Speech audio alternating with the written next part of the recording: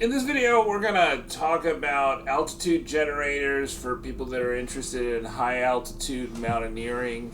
Subscribe to the Slow Boat Sailing channel. We give you the secrets to crush your outdoor adventure.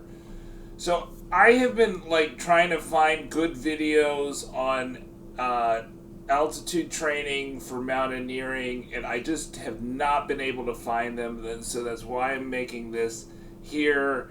It's also really expensive, these altitude generators and tents. They're just really overpriced, and I'm going to give you my experience how you can save 50% off the price if you go down this route, and I'll recommend somebody that I'm not affiliated with in any way, but I just bought from them. So the problem that if you go beyond the 14ers, so if you go beyond the highest points in the continental U.S., altitude really becomes a big problem. Like for a 14er, spending a few days in Colorado, going up, you're probably going to be okay in most instances. And then if you're spending a week in Colorado, then you're going to be golden. The general in the literature is that altitude sickness becomes a problem when you start sleeping above 2,500 meters or about 8,000 feet. And then once you get above that, you should climb your sleeping altitude by only 1,000 feet per day or 300 meters per day. Now, I think a lot of people have misinterpreted what has been said that you could go up 500 meters per day, but that's aggressive because the people that say you can go up 500 meters per day also say you need to rest and stay at one altitude every third day in terms of sleeping altitude. So it works out. I think if you're talking about 300 meters or 1,000 feet per day, I think it's more in line with the literature, and it's a more conservative way to go. Otherwise, you risk that you go up too high, you'll get altitude sickness, you'll get nausea, vomiting, your Lake Louise score is going to be too high, which is something that the guides will use and the doctors will use on high altitude expeditions, and they're going to force you to go down, and then your expedition's basically over, and you've lost all this money and time, and it's just such a terrible waste. So one of the issues, I think, is that the best way to get altitude training is spend time at altitude. But even if you live in Colorado, you probably don't live above 10,000 feet because basically there's no towns above 10,000 feet in the United States. Maybe if you live in Bolivia, you can live at 13,000 feet or something. I think the highest recorded settlement is a mining town that's at 15,000 feet. But basically, for most people, the vast majority of people, they're going to live at altitudes well below 8,000 feet. And acclimatizing to a mountain like Kilimanjaro or to Aconcagua, those things are going to be that are above 5,000 meters, so above 16,000 feet. Those expeditions are going to take a long time, and and each day that you add to the expedition can make it a lot more expensive, right? So using a generator like the Jay-10H that I'm talking about here, it would reduce the cost of your actual climbing because you have to spend less days. Most people can't get many days off work. So typically what the non-professional climber is going to do for these high altitude expeditions is going to roll the dice on whether their acclimatization schedule is going to be good enough. And typically they're going to have aggressive schedules to get up. So they'll do a 5-day Kilimanjaro trip, or they'll do a 12-day Aconcagua trip, and probably about 50% of the people are going to develop AMS that's going to turn them around in in those scenarios. So that they just will not be able to summit because they're not going to be able to acclimatize quickly enough. Now, to reduce that risk of not being able to acclimatize to your sleeping altitude so you can sleep well, eat well, drink well, not have headaches, right? Then would be to do some sort of pre-acclimatization. Now, pre-acclimatization in mountains, if the mountain's really high, it's pretty much impossible, but even pre-acclimatization to get to the base camp can be really expensive, right? So those extra days in the high altitude areas can be very expensive, and then you add on to the length of your trip, which you're trying to get off work for in the beginning, which is going to be really difficult. So here I'm going through the Jay-10H, which will basically simulate up to 21,790 feet, or about 6,600 meters of altitude, by reducing the oxygen level to about 9%.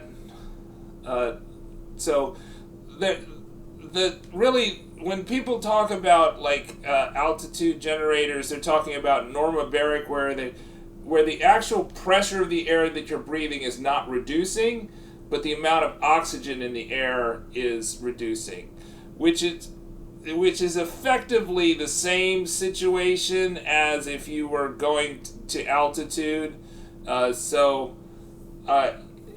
If you go to, let's see here, if we're looking at the scale to the right here, if we go to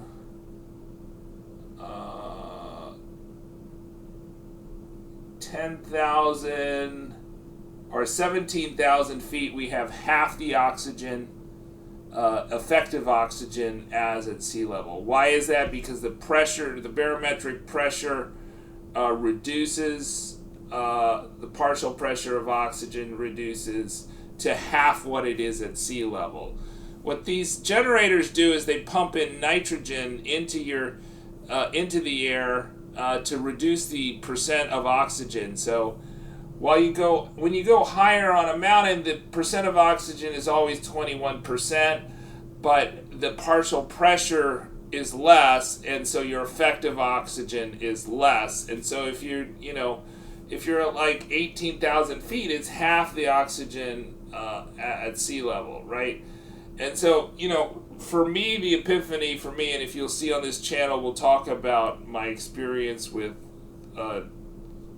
HAPE on Pico de Orizaba, because I was poorly acclimatized, because I had really jumped my sleeping altitude in just a few days, and it caught up with me, at least on my descent. I was okay, but had it been a longer expedition where I couldn't have gone down as quickly as I could on Pico de Orizaba, which is the same altitude as Mount Everest, the supposed highest point in Europe, and just like 100 feet lower than Kilimanjaro,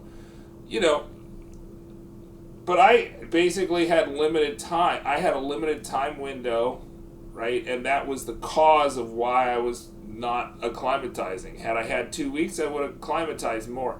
But I had less than 2 weeks, and a lot of that was travel time where I couldn't really control my actual altitude. And I think most people are in that situation. So what you want to do with this, my reading of the literature, I am not a physician. I have a doctorate, but it's in financial economics. No training in physical fitness. I have no formal training in medicine, right? So when I read the medical literature, I read it as somebody that has read journal articles, scholarly stuff, but take it with a grain of salt. I'm not a physician, and I'm not your physician. So anything that you do, or anything that I say I might do, or I might recommend, that is totally at your risk. You should worry about your own health, consult your own physician, read the medical literature on your own, because just don't trust me, because I'm not a trustworthy source, because I'm not a physician, so there you go.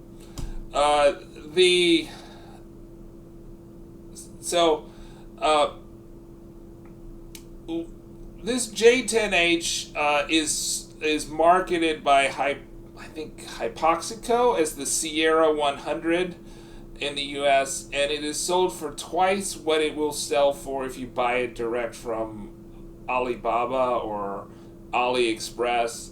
Probably Aliexpress is the better way to go. And I'm including shipping, right? So shipping plus cost plus any taxes associated with it will be half if you buy it from one of these manufacturers or distributors in China. This Longfian Jay-10H is what I'm using, versus if you buy it from one of these U.S. outfits that kind of market to people that are interested in mountaineering, or if they're these U.S. outfits such as Hypoxico or like Peak Training. I think there's something Mountain something, but anyways, they will charge you twice double for one of these things, even after you account for shipping and taxes. And then they'll slap a few stickers on it, and that's about the only alterations they make to these things. And that also is for the tents and also the mask. So I bought the mask, the air bladder here to make the pressure more smooth, and the head tent, right? So you basically need to sleep at a minimum. You need to spend at least 7 hours in the mask or in the tent every day. The more hours you can spend every day, the better. Short bursts are pretty much useless by my reading of the literature in terms of preventing symptoms of AMS and preventing real tremendous loss of performance when hiking up mountains. But so what you're trying to avoid is that you're trying to avoid the inability to sleep at altitude, and you're trying to avoid headaches, nausea, those types of things, and then the worst things they hate, where you can't breathe, you have fluid in your lungs and you're spitting up blood, and haze, where your brain is swelling, right? You're trying to avoid those things when you do your mountain expedition. And I would say this is for if you're doing above 5,000 meters expeditions, right? 5 to 8,000, 9,000 meters. Everest is almost 9,000 meters. I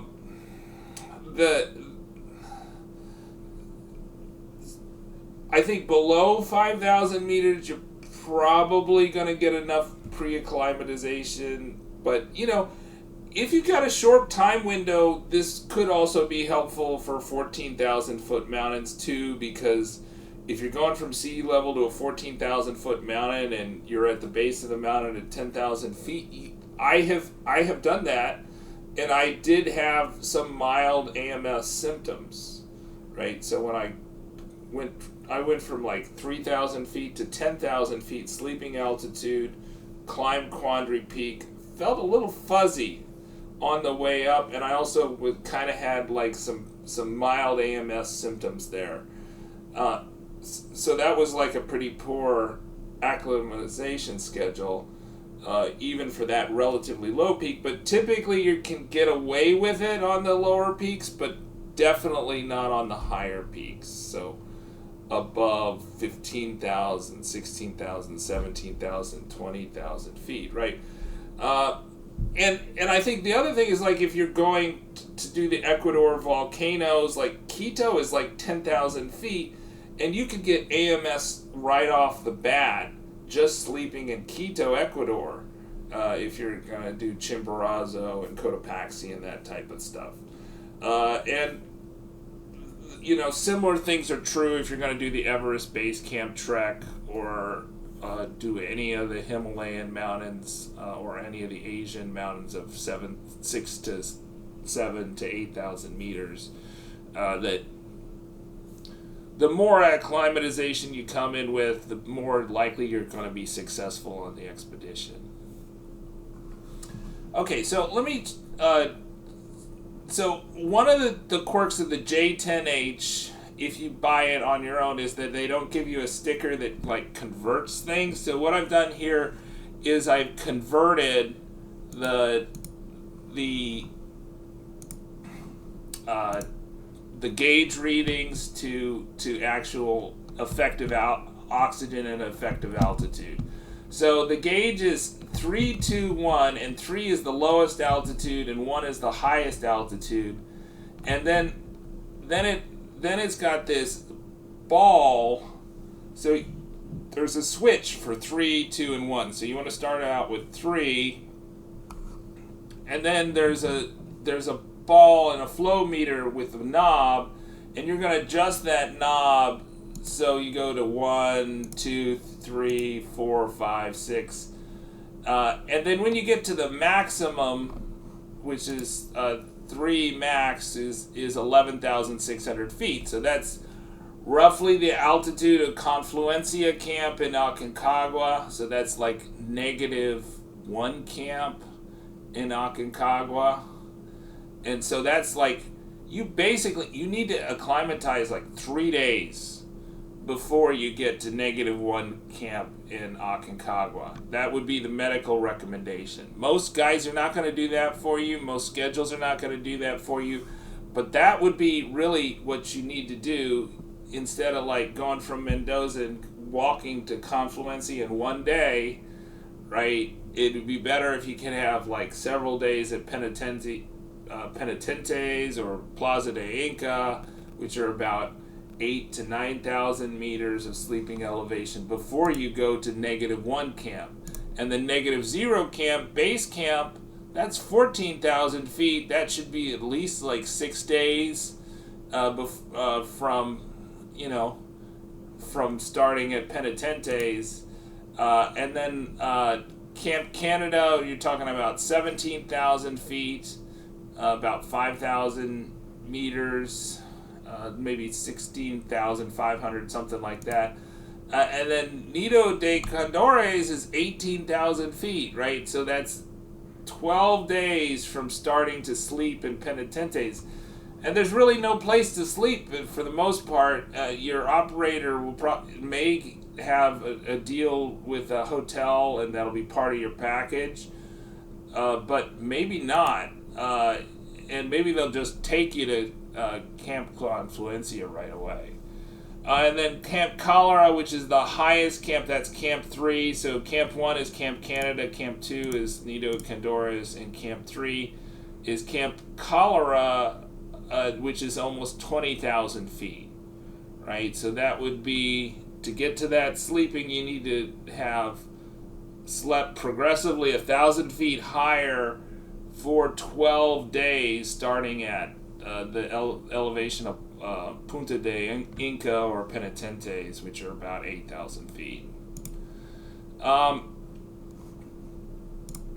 right, so this is the kind of the training schedule I kind of worked out. I would say for this, so you want to basically sleep in this every night you can, and then if you're sitting at a computer at home, right, doing your work, then put on a mask and get as many hours with a minimum of 7 per day. If you don't get 7 in a day, then redo that day. So you can see that I get to the max of the generator in just 17 days, right, with this. Just going up, trying to go up 1,000 feet. So the readings that so the first day, just to get used to it, go to like 3,000. So this is like the elevation of Moab, Utah, or something like that. It's not zero elevation, but it is some elevation, and then just jump to 8,000 after that, and then try to go up at 1 increment. So basically within 2 weeks you should be able to get to the max of the generator, but I think it's going to vary, right? So you would think that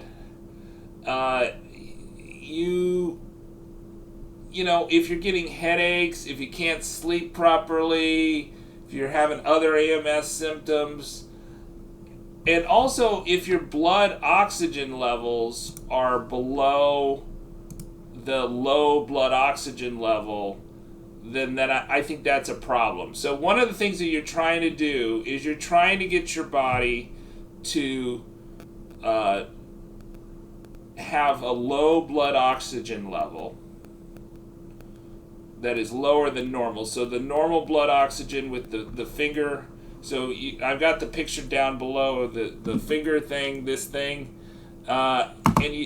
These are like just really cheap. I'll put it in one of my Amazon affiliate links for these. These are really inexpensive.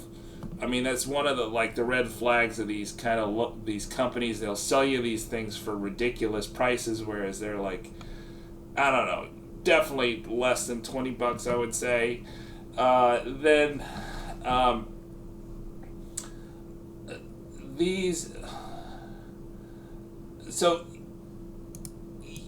These ranges are based on a study that I looked at because basically your blood oxygen levels should go down as you get to higher elevations.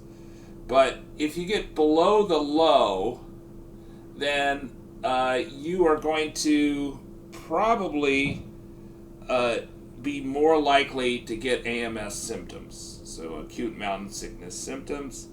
And but I think if you're above the range of the high blood oxygen level when you're in the tent or when you're on the mask, then after several hours, then I would say that maybe you're not getting enough stimulus. So the stimulus is that you have this low blood oxygen level that causes your body to create EPO, natural EPO, I forget which thing is created in the liver, but like I said, I'm not a physician.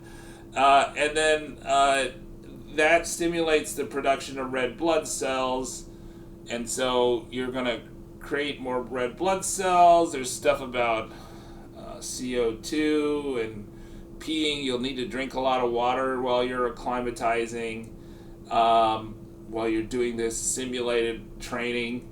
So that's going to facilitate the faster acclimatization through this method. And but if your blood ox is like really high, then it's probably you're not getting enough stimulus, right? So if it's above the high range, you're probably not getting enough stimulus, and if it's below the low range, then you're probably going too fast. That would be my take on this. So this is based on a study. It's called T. Lawrence Anzar et al. In Med Clinical Barcelona, I think Barc, 2016, 147, 10, 435, 440. Maybe I can put that picture up. Maybe I'll just put a link to that article. Most journal articles, if you're affiliated with an academic institution, you may need to go through your affiliation with the academic institution to read the full article because they're paywalled. Otherwise, you could just pay for it. I'm not affiliated with those authors. I just thought it was a pretty good study.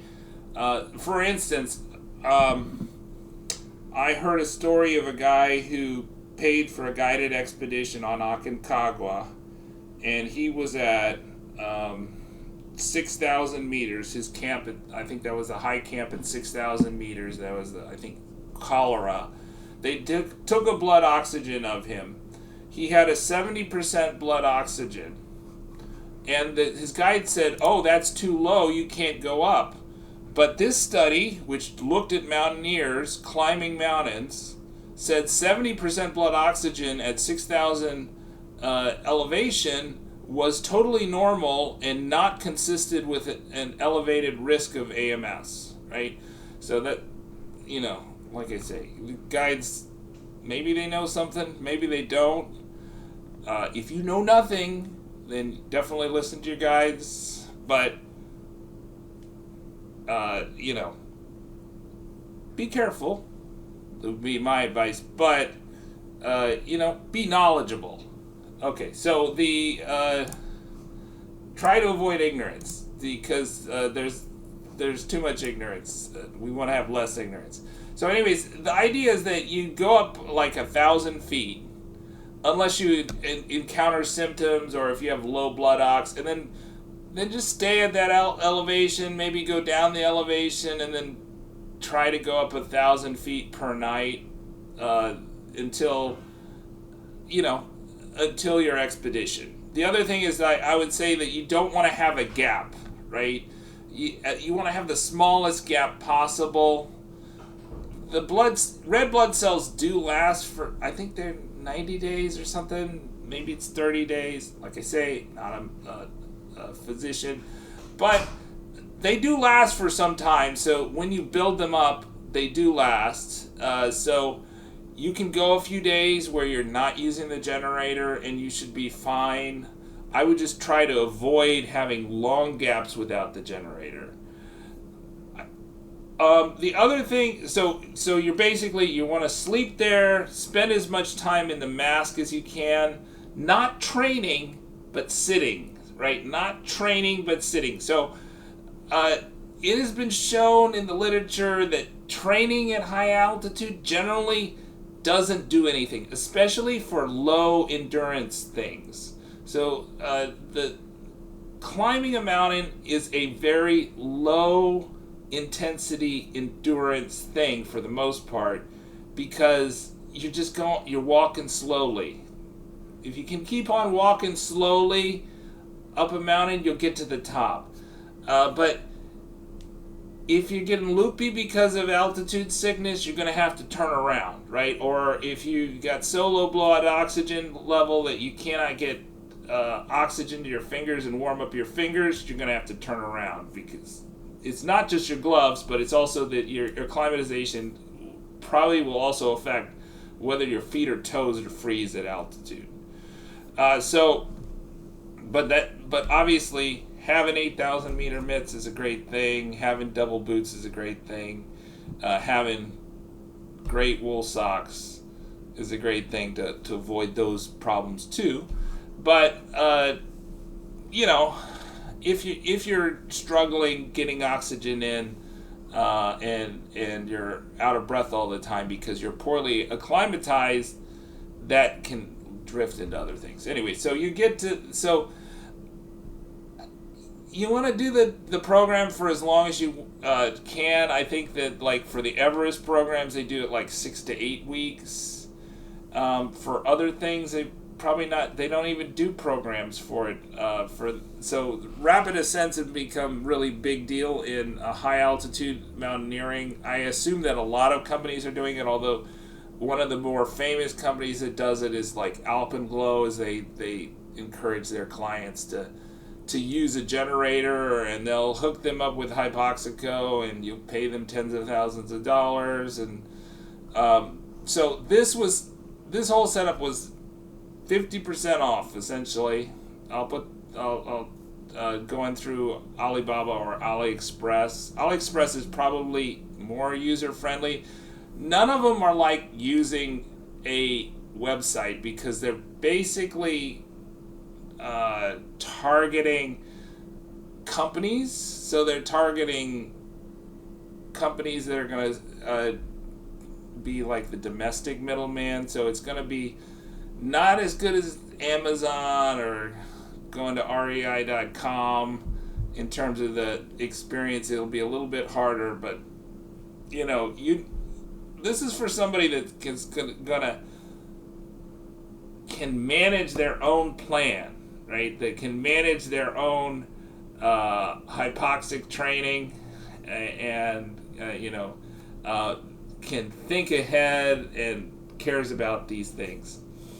So I don't know. I haven't been super structured in the way that I've talked about it, but I think that this gives you an idea of what you can what you can do, and how this could potentially make your summits of high altitude peaks, which you have limited vacation days for, which you have limited money to pay for, more successful. Even if you're going on a guided expedition, I would say this would be even better for somebody going on a guided expedition versus somebody that is just like doing logistics and is managing the expedition based on their personal needs, or if they have an individual guide.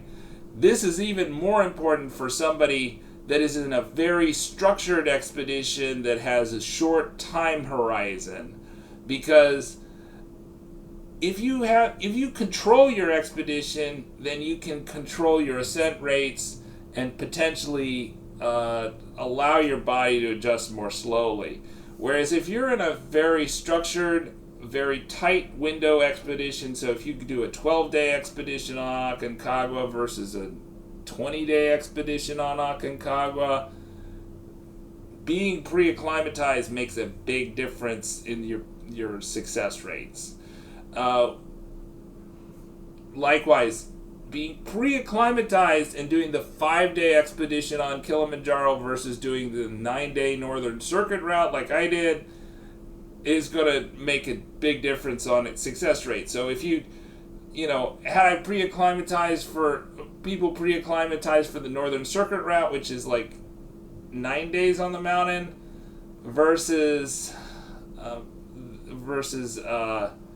a 5-day expedition on the Coca-Cola route, you're going to increase your percent of success rate much more on those rapid ascent routes versus a very slow acclimatization schedule, where most people who are fit enough to do the walking will be able to acclimatize in time. Alright, subscribe to the Slow Boat Sailing channel. We give you the secrets to crush your outdoor adventure.